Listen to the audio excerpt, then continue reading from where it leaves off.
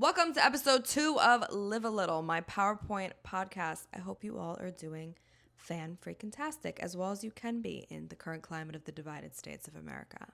Trump just posted an AI video of himself literally shitting on the country, so that's been fun. If you're new here, my name is Liv. I am a doctor of physical therapy, personal trainer. I just needed an outlet to talk shit on the internet, so here we are. I have updates for you guys. Last episode, I had mentioned that I am working towards hanging up my goniometer, hanging up the boots, if you will, as an outpatient physical therapist, and I did, in fact, resign. I resigned last week. There was like an instance, like straw that broke the camel's back type thing, and I just decided that it wasn't for me anymore, which is why, me not even taking a sip of my coffee, which is why, though, the theme of this week's PowerPoint is trusting your gut, which is not actually something that is innate, I fear. Or it was innate, and then we just conditioned ourselves out of doing it. And that's kind of why I resigned when I did, because I was going to stick it out as long as I could. And I got a lot of questions from like students and like aspiring PT students, aspiring healthcare students. A big majority of my audience, I wouldn't say a big majority, but I have a lot of healthcare students and women in healthcare and, you know, people that ask me questions. And I used to say like, oh, I'm not the best person to ask, but I think that that's not fair because I think it's important to get all perspectives. And obviously I am someone who has just recently left the healthcare space, and I only worked that job for 6 weeks. I was going to try to stay as long as I could, but I just couldn't do it anymore. So now we're here. And like I said, that is kind of the theme. Oh, I forgot I put effects on this. It's kind of the theme of this week's podcast. Quitting. Life is worth quitting. Not always. But sometimes, yes. Sometimes it's completely warranted to quit something that's just not working for you. So I did it for the plot. Like I said, I was going to stick it out. Everybody and their mom has this idea that I am super impulsive, which I guess is true. My first tattoo, I was 16 and I did it on my hand in my friend's house with a sewing needle and bottled ink. So maybe, but I'm also, no, I am impulsive. But it comes across as impulsive, but there's a lot of thought that goes into things. So when I decided that I didn't like the job that I was at, it was day one. I knew it wasn't for me. However, going into PT school, I knew that I wasn't going to love outpatient PT. I knew it wasn't going to work with my brain. I had worked as an aide. Obviously, during school, you do clinicals, and that kind of just reaffirmed the fact. But when I moved from New York City to Seattle, I left all my business in New York. I had a full business as a personal trainer. Before PT school, I had a really nice online business that kind of dwindled because of PT school. It's just the nature of going to grad school. You only have so much time, and some people will say, well, that's just an excuse. Okay, you do it. You try to run a full business and get your doctorate at the same time. And I still worked during PT school. I still had my in-person part of the business, and I still had some online parts of the business, but I wasn't posting as much because I just, one, was hella depressed, and two, just didn't have a lot of time. Anyway, so then when I moved to Seattle, I kind of lost a lot of my business. So I was like, I kind of have to take a PT job because that's what you're supposed to do. You know, like, why would you work in any other field that you didn't get your doctorate in? Like, that seems silly, right? Wrong. And I'm going to prove it to you. The other thing I kind of want to talk about is, like, I know I kept saying, like, I just knew it wasn't for me. And I had this feeling, intuition is not always innate. So when people look at me and the decisions that I make from an outside perspective, I'm even talking about like the people closest to me, like my girlfriend or, you know, my parents, my brother, it seems really impulsive. You know, when day one of my job, I'm like, I got to get out. I hate this. And they're like, well, you just started. Like, what do you? But I knew from the jump that I wasn't going to like it. I had a full meltdown the day before my first day because, again, I just knew in my soul that I wasn't going to like it. And I tend to be that way with a lot of things in my life because I've had a lot of experiences and trials and errors doing things and like that that I didn't know didn't like at the time, but I tried them to try them. Now I have that like internal knowledge. The body keeps score, okay? I don't know if that's like a trademarked saying, but I apologize. And it's true. So that's why now when I go into situations and I get that gut feeling, it's because it's like deja vu for my nervous system. Does that make sense? Like intuition is not innate. Your body knows and can recognize patterns. That's why it gets that deja vu feeling in your gut, because you've experienced things before that have a similar connotation and like in similar context. So I've had a ton of shitty jobs, okay? I've had a ton of crazy interviews, right? So I've had lived experience. I don't just quit things because I just don't like it. You know, or because I'm lazy. Let that be known. A girl works, okay? I am a fantastic employee. I will go above and beyond, okay? But what I will not do anymore is subject myself to things that just don't serve me, right? Which is then comes into people are not always going to understand your decisions, right? Because people are not in your internal monologue. People don't have the same score as you in your gut, right? They don't have the same feelings as you do or experiences that you have. So they're not always going to understand, especially if you're like me and don't explain your thought process very well. You just do stuff like get tattoos on your throat and then wonder why your mom is like, hey, could have picked anywhere else, babe, but okay. So that's just something I wanted to touch on briefly is like, yes, do it for the plot, be crazy, but also like think through it a little bit, but also don't feel like you need to explain yourself. So I guess all in all, do what you want. Like I was saying, like having intuition and trusting your gut feeling, it's a skill. You cannot, like I said, your body has to have some sort of memory, right? It can't like tell you that something is wrong or give you, sense of instinctual danger unless you've been in a situation before in your life where you knew that something was dangerous, which is why kids, but that like grew up in the suburbs, or like sheltered, come to a place like Brooklyn, New York. And I'm not talking about like cute Dumbo Brooklyn. That's not where I grew up. And then they're very trusting of people, right? Because they haven't had that lived experience. It's the same thing with your intuition. It's the same thing with your intuition. Like you have to know bad to sense bad. Does that make sense? And that sounds so horrible. Also, like don't put yourself in situations just for the skill. You know what I'm saying? But everybody has had a lived experience. Everybody has intuition. I think especially women, because we've been through so much from such a young age that we build up that like storage, like that memory card. That's why when we're in situations where we're like, oh, a woman's intuition, like she just knows. Yeah, she does. Trust that feeling because obviously it's telling you something. The other thing I want to talk about is failing. When I think about my experience as an outpatient physical therapist, part of me is like, you failed at it. But I don't think that that's a bad thing.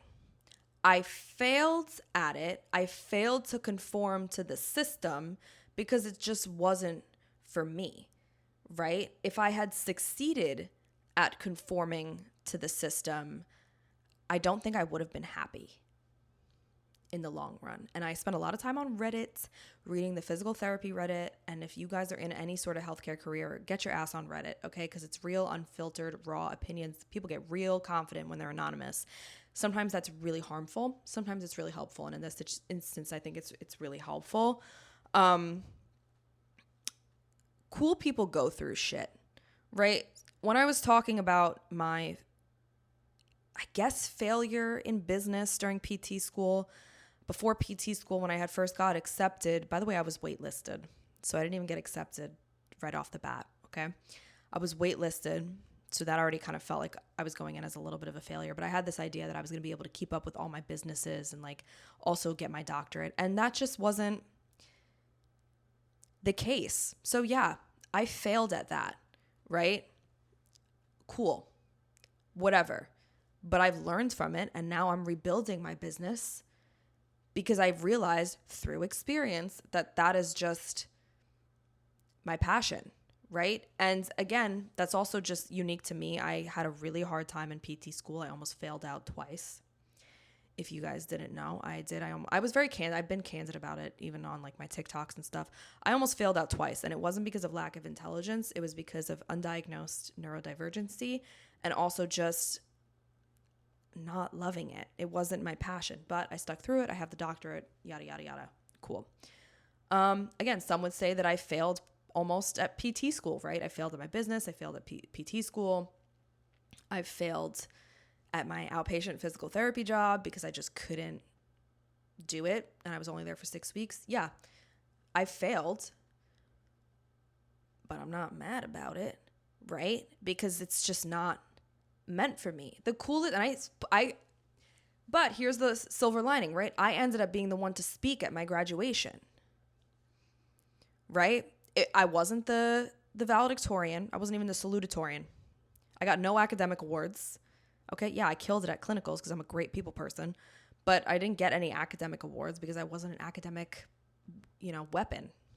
I was like an academic water gun, okay? I still did well.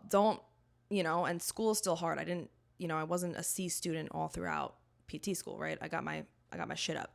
But I was the one to speak at graduation, and something that I said in my speech was like, the coolest people that have been through the ringer. They have gone through some stuff, which is what makes them so cool, is because they know struggle. They know adversity.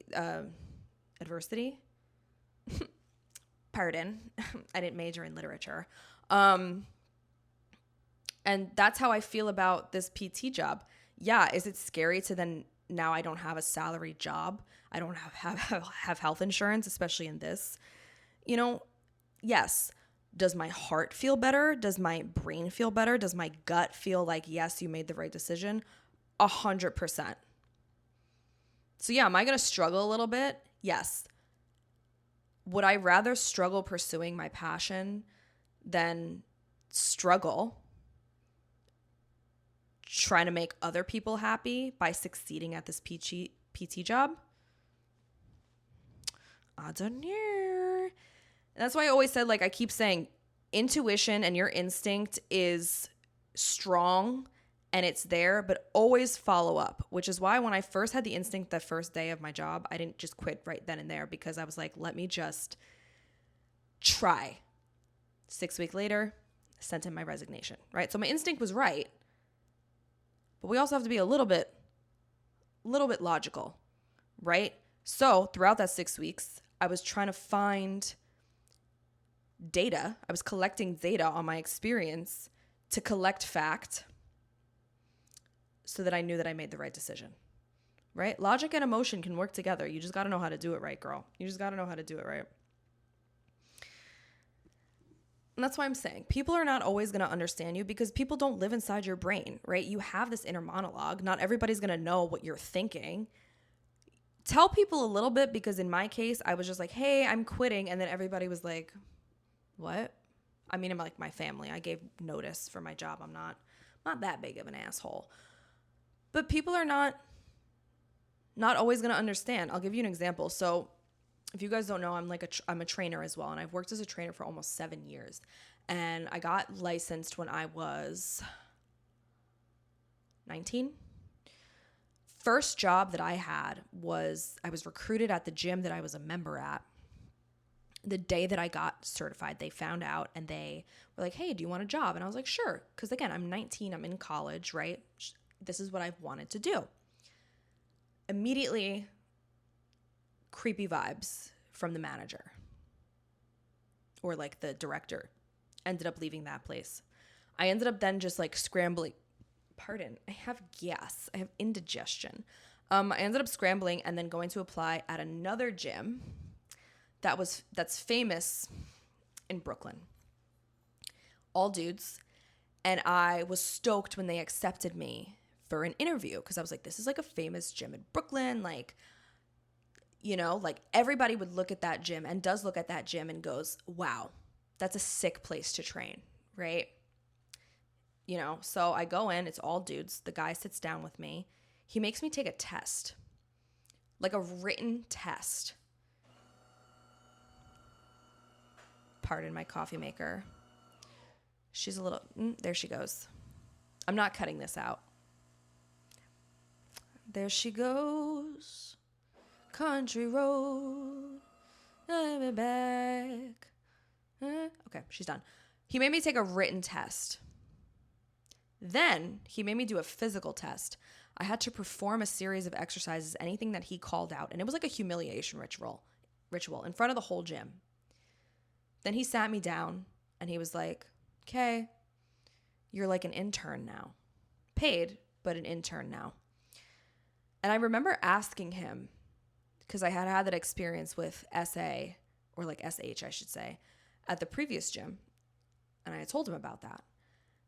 And my mom told me not to tell him about that. And I did because I was 19. And I said to him, I was like, oh, have you had like other female trainers here? Because it's all dudes. He was like, yeah, occasionally, but they left for reasons. And I remember that didn't sit right with me at the time. Gut, okay? But again, I was like, but this is like the greatest gym ever. Like, I'm honored to be here and accept this position. I left after one day of working there because they treated me so misogynistically. And I remember when I told people that I left, they didn't understand because they're like, well, that's the best gym ever. Like, what's wrong with you? You probably misinterpreted it. How do you interpret going to put back 2 45-pound plates and one of the guys runs up to you and goes, you should put that down. You don't want to hurt yourself. Don't hurt yourself. And yes, you could say, well, maybe your form was bad. I was holding it in my hands. I was walking with 2 plates that I've done millions of times. And is the tone. Listen, I don't even have to explain it to you. When you're a girl, you know, okay? So like I'm saying, like people are not always going to understand, but sometimes it's okay to keep things close to the chest, right? So like I'm saying is like give a little bit of context for your thought processes, but don't tell people everything, which is why I always say if you make a plan to do something, like get into content creation or start, I don't know, like a hobby or something new and different that you're passionate about, or like you have a goal. There's what I'm trying to say. If you have a goal, maybe don't tell people the goal right away. Start working towards it first, build a little bit of momentum, and then start telling people, because people love to give their opinions. Ooh, they love to give their opinions on things. They just love it. I don't know what it is about people. They just love to tell you what they think about what you should do with your life. The other thing I will say to you is make sure that you're taking advice from people whose life that you want to live a little, right? Like if someone that you don't like is giving you advice, are you going to listen? No. End of story. Okay? So people aren't always going to understand. People think I'm crazy. I know that they do. People think that I'm rash. People think that I'm impulsive. People think that I don't think things through, or that, I talk before I think, or, which, okay, they think that. But again, they don't live inside my head. They don't process feelings the way that I do. Part of that maybe is just being like neurodivergent, ADHD, but like I'm not crazy. I'm not impulsive. I've never done anything to put anyone in harm's way. If anything, I overthink and I think about people and people's opinions too much, which is why I quit at 6 weeks and not day 1. Okay? So people aren't always going to understand, but guess what? If you keep living your life by what you think others want you to be like or want you to do, you're going to be miserable. So just keep that in mind, babes. And part of that comes with trusting yourself and building a relationship with yourself. And that's something that I'm learning to do at my grown age of 27, is you have to date yourself and prove yourself right and make sure that you're feeding into your own needs. If you keep depriving yourself of things, of experiences, of joy, you're going to build resentment within yourself, and then you're not going to trust yourself, right? I'm not even talking about trusting your own gut. I'm just saying, like, take care of yourself. And I'm preaching to the choir right now because I should take my own advice. And I haven't done that for my whole life because I've been continuously living vicariously through what I think other people want me to be or what I should be doing, right? I should work as an outpatient PT because that's what I got my degree in and that's what I'm good at. I'm very good at it, but I don't like it. And I kept proving to myself right that I didn't like it by doing clinicals, by working as an aide, by taking this job. I'm proving myself right. So now I have to do right by myself and remove myself from a situation that doesn't feel good for me. And that's exactly what I did. And the second that I made that decision and I said to my employers, I'm resigning, I literally was overwhelmed with relief and joy because I had given myself and my nervous system permission to calm down. I stopped at that moment fighting with what I actually want. And my life, it's been great.